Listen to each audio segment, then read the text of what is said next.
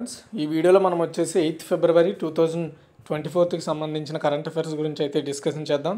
చాలా important updates ఉన్నాయి, వాటన్నిటి గురించి కూడా ఈ వీడియోలో ఎక్స్ప్లెయిన్ చేస్తాను. కాబట్టి వీడియో ఎండ్ వరకు చూడండి. మీకు నచ్చితే లైక్ చేసి షేర్ చేసి మరిన్ని అప్డేట్స్ కోసం మన ఛానల్ రెగ్యులర్గా ఫాలో అవుతూ ఉండండి. సో ఫస్ట్ క్వశ్చన్ చూసుకుంటే టాటా డిజిటల్ నూతన సీఈఓగా ఎవరు నియమితులయ్యారు?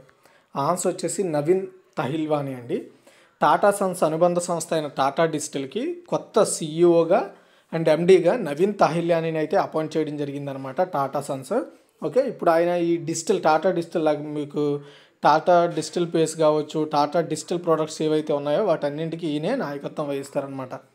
తర్వాత సెకండ్ వన్, నీతి ఆయోగ్ ఏ దేశంతో కలిసి LNG as a transportation fuel in medium and heavy commercial vehicle అనే నివేదికను విడుదల చేశాయి? ఏ దేశంతో కలిసి విడుదల చేసింది అంటే నెదర్లాండ్స్ అండి. నీతి Aayog and Kingdom of Netherlands కలిసి ఎల్ఎన్జీని మీడియం మరియు హెవీ కమర్షియల్ వాహనాల్లో రవాణా యంత్రంగా వాడాలి అనేది సూచిస్తూ ఈ నివేదికను అయితే రిలీజ్ చేయడం జరిగిందనమాట. దేశంలో ఎల్ఎన్జీ స్వీకరణ కోసం, అంటే ఎల్ఎన్జీని ఒక ఇంధనంగా వాడాలి, దానికి ఉన్న అడ్డంకుల్ని తీసేసి ఒక రోడ్ మ్యాప్ని తయారు చేసుకోవడం, అంటే ఆ ఇంధనాన్ని వాడడానికి ప్రోత్సహించాలి, ఏమేమి చేయాలో ఈ నివేదికలో వాళ్ళిద్దరూ డిస్కస్ చేసి రిపోర్ట్ని రిలీజ్ చేశారు. థర్డ్ వన్ అండి, ప్రపంచ బ్యాంకు యొక్క లాజిస్టిక్స్ పనితీరు సూచిక నివేదిక 2023లో భారతదేశం ఏ స్థానంలో ఉంది? ఆన్సర్ వచ్చేసి 38 అండి.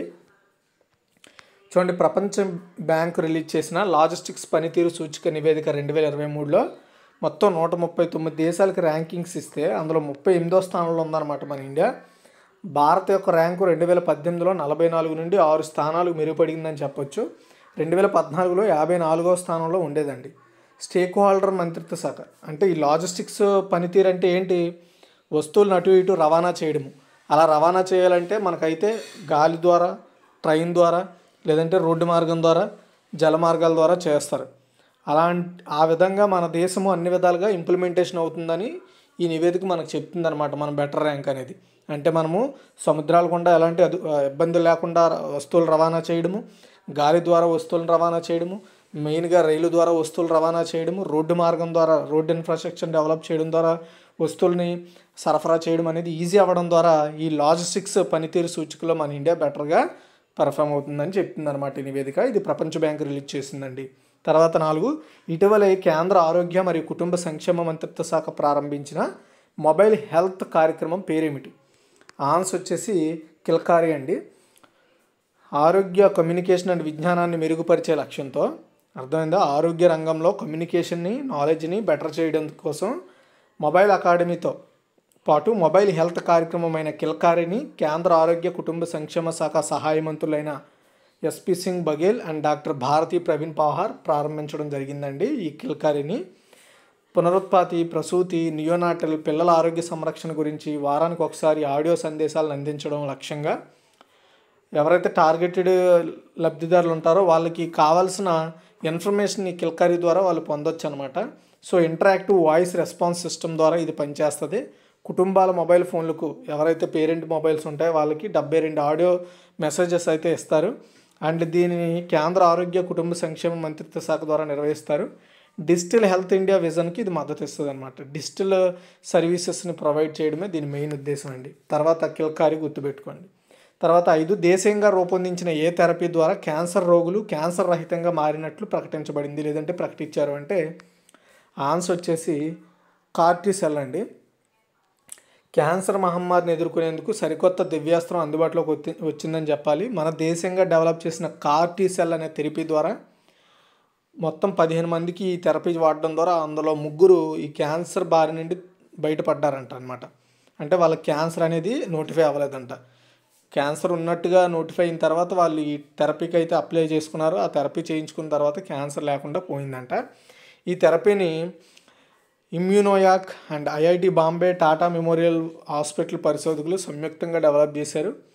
అండ్ దీని నుండి భారత ఔషధ నియంత్రణ మండలి ద్వారా కూడా వీళ్ళు అప్రూవ్ తీసుకున్న తర్వాత 15 మందికి ఈ థెరపీ చేయగా అందులో 3 బయటపడ్డారనమాట. సో అందరికీ ఒకేలా రెస్పాండ్ అవ్వదు అనమాట. ఫ్యూచర్లో మెల్లిమెల్లిగా మిగతా వాళ్ళు కూడా బయటపడతారని చెప్తున్నారు. అసలు ఏంటి కార్టిసెల్ థెరపీ అంటే? క్యాన్సర్ బారిన పడ్డాక రోగి శరీరంలో తెల్ల రక్త కణాలు వాటిని గుర్తించవు. దీంతో క్యాన్సర్ కణాలు పెరిగి రోగం ముదురుతుంది. దీన్ని అడ్డుకునేందుకు వైద్యులు అభివృద్ధి చేసిన థెరపీనే కార్టీ సెల్. ఫస్ట్ పేషెంట్ తెల్ల రక్త కణాలని వైద్యులు తీసుకొని వాటిల్లో జీన్ ఎడిటింగ్ చేస్తారనమాట. అంటే జన్యు మార్పిడి చేసి పేషెంట్కు ఇంజెక్షన్ ద్వారా ఇస్తారు. రోగి శరీరంలో చేరిన కార్టీ సెల్స్ క్యాన్సర్ కణాలను ఐడెంటిఫై చేసి వాటిని చంపేస్తుంది అంతే. నెక్స్ట్ 6, కర్ణాటక హైకోర్టు నూతన ప్రధాన న్యాయమూర్తిగా ఎవరిని సుప్రీంకోర్టు కొలీజియం సిఫార్సు చేసింది? ఆన్సర్ వచ్చేసి జస్టిస్ ఎన్వి అంజారియా అండి. గుజరాత్ హైకోర్టు న్యాయమూర్తిగా ఉన్న జస్టిస్ ఎన్వి అంజారియాను కర్ణాటక హైకోర్టు ప్రధాన న్యాయమూర్తిగా సుప్రీంకోర్టు కొలీజియం సిఫార్సు చేసిందండి.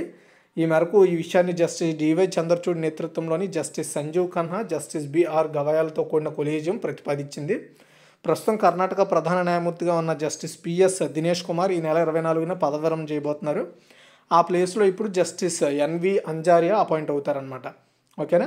అంటే నవంబర్ 21, 2011 నుంచి జస్టిస్ అంజారియా గుజరాత్ హైకోర్టులో న్యాయమూర్తిగా జడ్జిగా పనిచేస్తున్నారండి.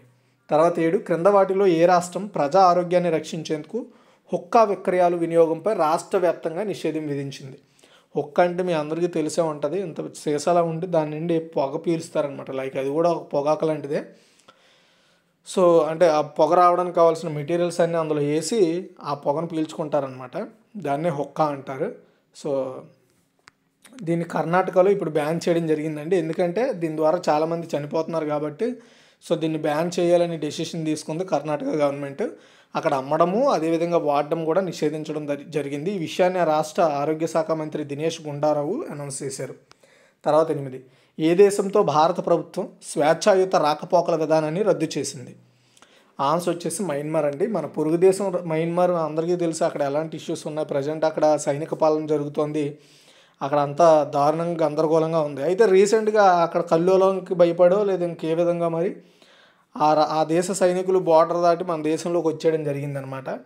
ఎప్పుడైతే ఇలా జరిగిందో వెంటనే ప్రభుత్వం అప్రమత్తమయ్యి ఇంకా అటు నుండి స్వేచ్ఛగా అటు ఇటు తిరగకుండా, వీసా లేకుండా వెళ్ళేలా లేకుండా మొత్తం ఆ ఒప్పందాన్ని, ఆ విధానాన్ని రద్దు చేయాలని హోంశాఖ డెసిషన్ తీసుకుంది. దీన్నే స్వేచ్ఛాయుత రాకపోకల విధానం అంటారు. ఈ దిశగా చర్యలు మొదలుపెట్టాం, అందువల్ల తక్షణమే అక్కడ ఎఫ్ఎంఆర్ను నిలిపివేస్తున్నామని అమిత్ షా క్లారిటీ ఇచ్చారు. అండ్ ఈశాన్య రాష్ట్రాలైన మిజోరాం, మణిపూర్, నాగాలాండ్, అరుణాచల్ ప్రదేశ్లు మయన్మార్తో బార్డర్ షేర్ చేసుకుంటున్నాయండి. ఇప్పటివరకు సరిహద్దు నుంచి ఇరువైపులా 16 కిలోమీటర్ల వరకు ఎలాంటి వీసా లేకుండా ట్రావెల్ చేయొచ్చు. అంటే బార్డర్ నుండి అటు 16 km, బార్డర్ నుండి ఇటు 60 km. అంటే ఫర్ ఎగ్జాంపుల్ ఇది ఇండియా అనుకోండి, ఇది బార్డర్ అనుకోండి, ఇది ఇండియా, ఇది మయన్మార్, ఇటు ఒక 16 km, ఇటు 16 km ఎలాంటి వీసా లేకుండా వెళ్ళి వచ్చేయచ్చు అనమాట. ఆ విధానం ఉంది. ఇప్పుడు దాన్ని రద్దు చేశారు. ఎందుకంటే ఈ మధ్యన భారతదేశంలోకి లైక్ చైనా కావచ్చు, పాకిస్తాన్ కావచ్చు, బాగా సైనిక చొరబాట్లు ఎక్కువైపోయాయి. ఇప్పుడు ఇలా చేయడం ద్వారా మయన్మార్ సైనికులు కావచ్చు, ఇంకెవరైనా చొరబడి ఏదైనా చేసే అవకాశం ఉండడంతో ఈ డెసిషన్ తీసుకున్నారు. దీంతో వీటిని అరికట్టేందుకు సరిహద్దులో 1643 కిలోమీటర్ల పొడవున కంచెను కూడా నిర్మిస్తున్నట్లుగా అమిత్ షా అనౌన్స్ చేశారండి. తర్వాత 9, డ్రోన్ పైలట్లకు అధునాతన శిక్షణ ఇచ్చేందుకు నేషనల్ రిమోట్ సెన్సింగ్ సెంటర్తో ఏ రాష్ట్ర ఏవియేషన్ అకాడమీ అవగాహన ఒప్పందం కుదుర్చుకుందంటే తెలంగాణ అండి.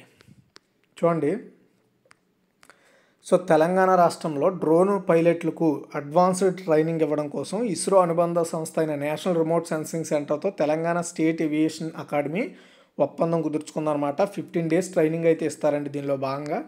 సో ఇలా శిక్షణ ఇవ్వడం ద్వారా ఏం జరుగుతుందంటే ఫ్యూచర్లో ఎక్కడైతే డ్రోన్స్ని వాడాలని ప్రభుత్వం డెసిషన్ తీసుకుందో అలాంటి వాటి దగ్గర ఎఫిషియెంట్గా ఈ ట్రైనింగ్ తీసుకుని ఎవరైతే డ్రోన్ ఆపరేటర్స్ ఉంటారో వాళ్ళు ఆ పనిని సమర్థవంతంగా చేయగలుగుతారు. ఎలాంటి తప్పులు లేకుండా పర్ఫెక్ట్గా పని జరుగుతుంది. కాబట్టి ఈ ట్రైనింగ్ చాలా ఇంపార్టెంట్ అనమాట.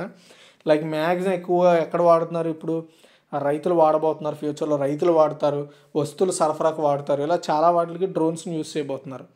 అది నెక్స్ట్ 10, మీర్ మహమ్మద్ ఫరూక్ నజ్కి కన్నుమూశారు. అతను ఎవరు అంటే అతను ఒక కవి అండి. ప్రఖ్యాత కాశ్మీరీ కవి అండ్ సాహిత్య అకాడమీ విజేత, ప్రసారకర్త మీర్ మహమ్మద్ ఫరూక్ నజ్కి చనిపోయారండి. చనిపోయేటప్పటికి ఆయన ఏజ్ 83 years. హెల్త్ ఇష్యూస్ వల్ల చనిపోయారంట. నాజ్కి తన కవితా సంపుటి అయిన నార్ హితున్ కంజల్ నావస్ అంటే కనురెప్పలలో నిప్పు, దీనికి కాశ్మీర్లోని సాహిత్య అకాడమీ అవార్డును అందుకున్నారు ఆయన. అతను 1986 to 97 మధ్య శ్రీనగర్లోని Doordarshan and All India radio డైరెక్టర్గా వర్క్ చేశారు అండ్ మంచి రచయిత. అతను 1960లో డైలీ మజ్దూర్ సంపాదకుడిగా కూడా పనిచేశారు. ఇద్దరు ముఖ్యమంత్రులైన ఫరూక్ అబ్దుల్లా మరియు ఓమర్ అబ్దుల్లాలకు మీడియా సలహాదారుడిగా కూడా పనిచేసిన ఎక్స్పీరియన్స్ ఉంది ఆయనకి. అది next 11 Tata AIA life insurance సంస్థ నూతన సీఈఓగా ఎవరు నియమితులయ్యారు అంటే హెచ్ వెంకటాచలం అండి. చూడండి, ప్రైవేట్ బీమా సంస్థ అయిన టాటా ఏఐఏ లైఫ్ ఇన్సూరెన్స్ కంపెనీకి కొత్త సీఈఓ అండ్ ఎండీగా వెంకటాచలం హెచ్ అపాయింట్ అయినట్లుగా ఆ సంస్థ అనౌన్స్ చేసిందనమాట. అండ్ ఇప్పటి వరకు ఆ పదవిలో ఉన్న నవీన్ తహిల్యాని డిస్టిల్, టాటా డిస్టిల్కి సీఈఓగా బాధ్యతలు తీసుకున్న విషయం నేను ఇంతకుముందు క్వశ్చన్లోనే చెప్పాను. ఆయన ఇప్పటివరకు దీనికి హెడ్గా ఉన్నారు. ఇప్పుడు ఆయన్ని టాటా డిస్టిల్కి మార్చడంతో ఆ ప్లేస్లో వెంకటాచలం హెచ్ని అపాయింట్ చేశారండి. తర్వాత 12 Tawangchu tides international kayaking championship 2024 ఏ రాష్ట్రంలో నిర్వహిస్తున్నారంటే అరుణాచల్ ప్రదేశ్ అండి. 3 days పాటు Tawangchu tides international kayaking championship 2024 kick అనేదాన్ని, అంటే ఈ ఛాంపియన్షిప్ని అరుణాచల్ ప్రదేశ్లోని తవాంగ్ జిల్లాలో నిర్వహిస్తున్నారనమాట. ఇండో భూటాన్ సరిహద్దు సమీపంలోని బోంగ్లెంగ్ గ్రామంలో డాంగ్షెంగ్ మాంగ్లో జిల్లా డిప్యూటీ కమిషనర్ ఈరోజు ఈ ఛాంపియన్షిప్ను లాంచ్ చేశారనమాట. బ్రిటన్, రష్యా, ఆస్ట్రేలియాతో పాటు దేశంలో వివిధ రాష్ట్రాలతో పాటు వివిధ దేశాల నుంచి మొత్తం 51 మంది కయాకారులు ఇందులో పాల్గొంటున్నారు. ఈ కార్యక్రమాన్ని స్విచ్ అనే సంస్థ నిర్వహిస్తోంది. ఇది ఒక రేస్ అనమాట, వరదల్లో వచ్చే రేస్ అనమాట. ఇది February 7th to February 9th వరకు కూడా 3 days పాటు కండక్ట్ చేస్తున్నారండి ఇది. ఓకే, ఇదిగా ఈరోజు ఓవరాల్ కరెంట్ అఫైర్స్. మీకు ఈ వీడియో నచ్చింది అనుకుంటున్నాను. నచ్చితే లైక్ చేయండి, షేర్ చేయండి. మీకు ఏమైనా డౌట్స్ ఉంటే కామెంట్ సెక్షన్ ద్వారా నాకు తెలియజేయండి. మరిన్ని అప్డేట్స్ కోసం మన ఛానల్ ఫాలో అవుతుండండి. Thanks for watching guys.